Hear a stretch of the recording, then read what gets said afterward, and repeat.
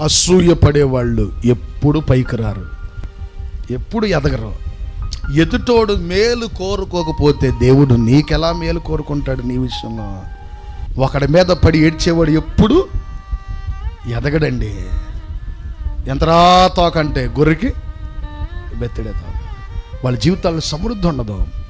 ఎదుటి వారి మీద పడి ఏడవడం కాదు, వాళ్ళు ఎలా కష్టపడుతున్నారు, లేదంటే వాళ్ళు ఎంత నీతి కలిగి ఉన్నారు, దేవునికి మహిమకరంగా వారు నిలబడ్డారు.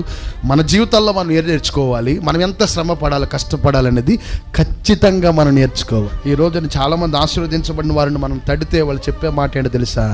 అయ్యా ఊరకనమ్మా ఇవన్నీ మా జీవితంలో రాలేదు, రాత్రికి రాత్రి ఏమని చెప్పండి కలగలేదు. చిన్న చిన్న ఉద్యోగాలు చేసి ఈనాటికి ఎంత స్థితిలోకి దేవుడు తీసుకొచ్చాడయ్యా. వాళ్ళు ఎంత కష్టపడ్డారు కదా. ప్రేమ ఎప్పుడు మత్సరపడదండి. దేవుడు అదే అంటాడు, ప్రేమ కలిగి ఉండడానికి మీరు ప్రయాసపడండి.